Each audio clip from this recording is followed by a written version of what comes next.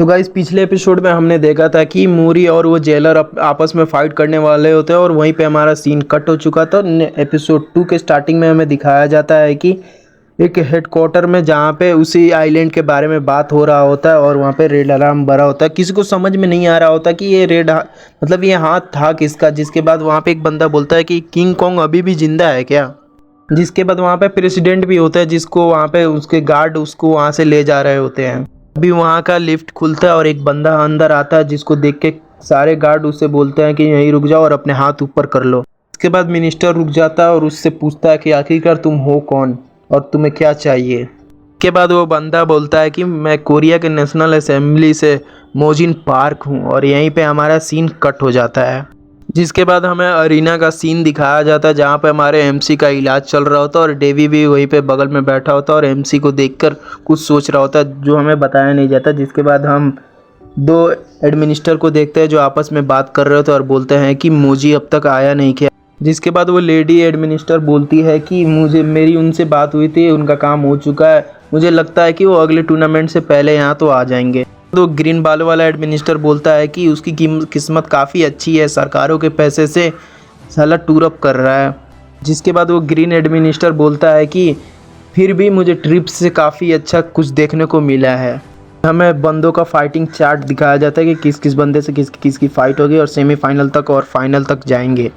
जिसके बाद हमें मीरा को दिखाया जाता है कि जो घर जा रही होते हैं तभी पीछे से हमारे एमसी का आवाज़ आता है और बोलता है कि मीरा तुम इतने गुस्से में क्यों हो। जिस पे वो बोलती है कि अनफॉर्चुनेटली हमारा घर एक ही रास्ते पे पड़ता है बट तुम्हारा ये चिपकना और घूरना क्या तुम ये बंद कर सकते हो।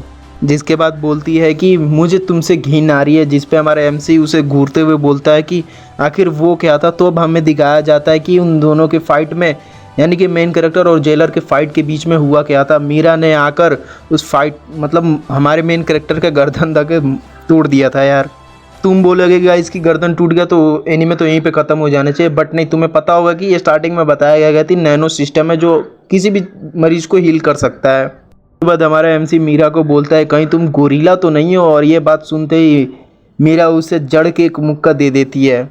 जिसके बाद वो तुम करते हुए डेवी की तरफ भी हाथ करती है और तुम मेरा अरीना का बात से पीछा कर रहे हो। जिस पे डेवी बोलता है कि मेरा भी घर इसी रास्ते पे पड़ता है।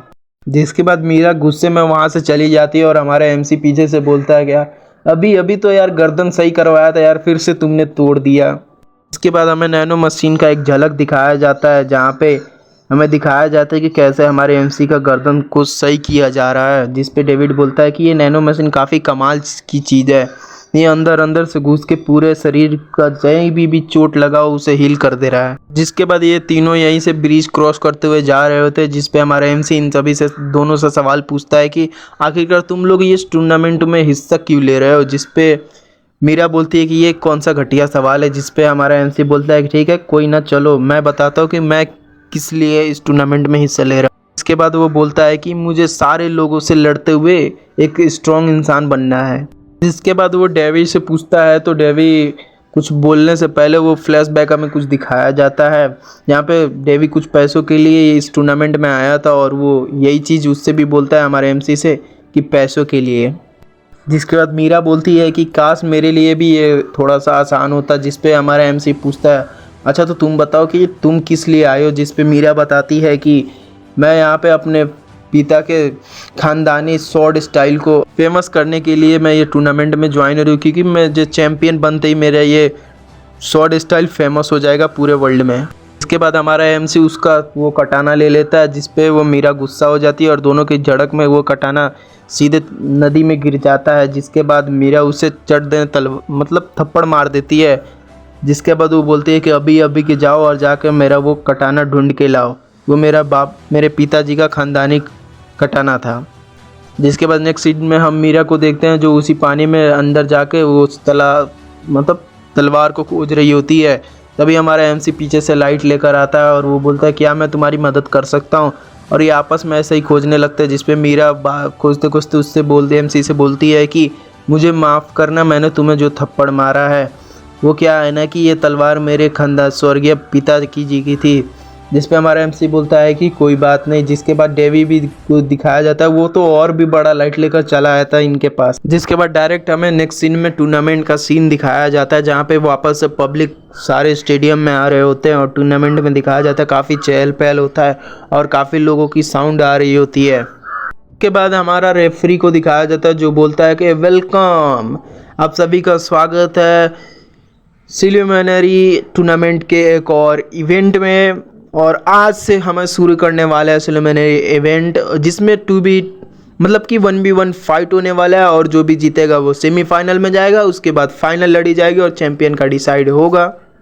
उसके बाद हमें सभी पार्टिसिपेंट को दिखाया जाता है जो अपने अपने खूबी को मतलब प्रैक्टिस वगैरह कर रहे होते हैं, जहाँ पे मीरा अपने तलवार को साफ कर रही होती है। उसके बाद हमारे एमसी को दिखाया जाता है जो कि सोया हुआ रहता है। तभी वहाँ पे उसके पास वो जेलर आता है और बोलता है, ओए लड़के उठ जा, मुझे तुझसे फाइट करनी है। जिस पे वो जो बैठा था साधुमन की तरह, वो बंदा यहाँ पे आता है और उसे बोलता है कि तुम ऐसे किसी को डिस्टर्ब नहीं कर सकते क्योंकि अभी हम टूर्नामेंट रिंग के अंदर नहीं है। जिस पे वो जेलर गुस्सा होकर उससे फाइट उस पर अटैक कर देता है, लेकिन उसको हमारे एमसी पीछे खींचकर बचा लेता। अगर वो पीछे ना खींचता भाई कंफर्म इसका चेहरा थोड़ा चेंज हो जाता।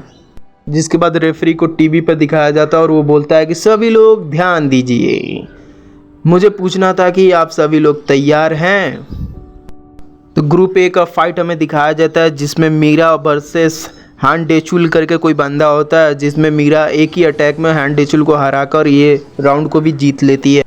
ग्रुप बी का मैच दिखाया जाता है, जिसमें हमारा मेन कैरेक्टर और कोई बीस्ट नाम का बंदा होता है।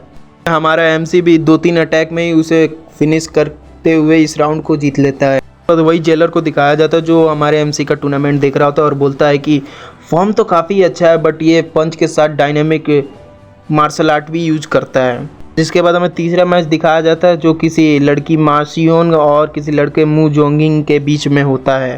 तो मिस योंग मैन जो भी होती है उसे पकड़ के हुए बैक फ्लिप मारकर उस बंदे को नॉकआउट करके वो भी इस राउंड को जीत लेती है। जिसके बाद हमें पांचवा फाइट दिखाया जाता है, जिसमें यो सांगमिन और ब्रेक संगुल करके बंदे होते हैं, जिसमें ब्रेक संगुल यो सांगमिन को बैट से मारते हुए इस राउंड को वो भी जीत लेता है। बाद हमें 8वां मैच दिखाया जाता है जिसमें हमारा डेवी और यस मैन करके कोई बंदा होता है, जिसमें हमारा डेवी ऐसे यस मैन को पीटते हुए वो भी इस राउंड को जीत लेता है। उसके बाद हमारे एमसी को दिखाया जाता है जो डेवी का मैच देखते हुए बोलता है कि मुझे मीना और डेवी से फाइट करना है, बट वो दोनों है कहाँ। उसके बाद हमारा एमसी बोलता है कि मुझे लगता है कि वो पहले गोगैंगो से लड़ेगा। जिसके बाद वो बोलता है कि इसका मतलब हम लोग डायरेक्ट सेमीफाइनल में मिलने वाले हैं। जिसके बाद वो बंदा आता है कुंफू कराटे ड्रेस में, बोलता है मोरिजिन सबसे अच्छा, तुमने मेरे लिए जो भी किया उसका तुम्हारा बहुत बहुत शुक्रिया। जिस पे हमारा एमसी बोलता है कोई बात नहीं कोई बात नहीं। उसके बाद हमें बताया जाता है कि इस बंदे का उस जेलर से फाइट है।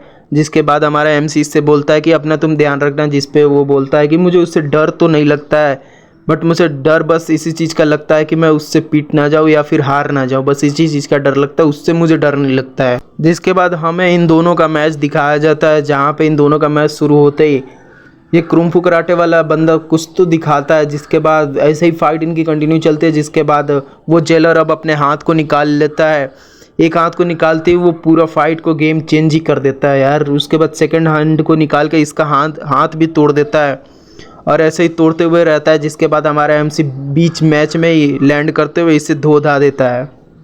जिसके बाद हमारा एमसी वहाँ पे आकर उस जेलर से बोलता है उठो यार, अब हो जाए हम दोनों के बीच दो दो हाथ। उसके बाद मीरा और डेवी को दिखाया जाता है जो अपने बगल में देखते हैं, तो वहाँ पे एमसी हमारा होता ही नहीं।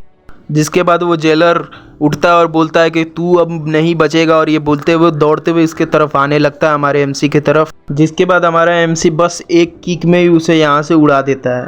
जिसके बाद हमें 4 एडमिनिस्टर को दिखाया जाता है जो हमारे एमसी को घेर कर खड़े हो जाते हैं। जिसके बाद रेफरी आता है और बोलता है पार्टिसिपेट नंबर, तुम अब इस मैच से डिस्क्वालीफाई तो नहीं होते हो, बट तुम्हें पनिशमेंट मिलेगा दूसरे किसी बंदे के मैच में इंटरफेयर करने के लिए। जिसके बाद हमारा एमसी बोलता है ये तो कोई बात नहीं हुई है यार, उससे अच्छा तो मैं इस भूरे से ही लड़ लेता।